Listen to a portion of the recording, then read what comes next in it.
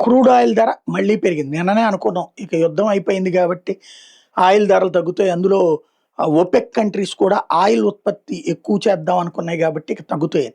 కానీ ఇప్పుడు మళ్ళీ యుద్ధం ఒక్కసారిగా ఫ్లేర్ అప్ అయింది. ఇరాన్ మీద అమెరికా దాడులు, అమెరికాకు సంబంధించినటువంటి వాటి మీద ఇరాన్ దాడులు, అలాగే చర్చలు లేవని ప్రకటించడం, మళ్ళీ ఇదంతా సెటిలైట్ కావడానికి కొన్ని రోజులు పడతది.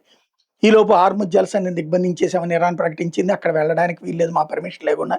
అసలు ఇరాన్‌కి మేము పర్మిషన్ ఇవ్వట్లేదని అమెరికా అంది. తద్వారా అక్కడి నుంచి ట్రాన్స్‌పోర్టేషన్ ఆగిపోతుంది. మళ్ళీ పెట్రోల్, డీజిల్‌కి సంబంధించిన క్రూడ్ ఆయిల్ ముడి సరుకు ధర పెరిగిపోయింది. ఓ పక్కన ఆల్రెడీ ఇన్సూరెన్సులు పెరిగినయి తగ్గలేదు. ఈలోపు ఇది పెరిగింది.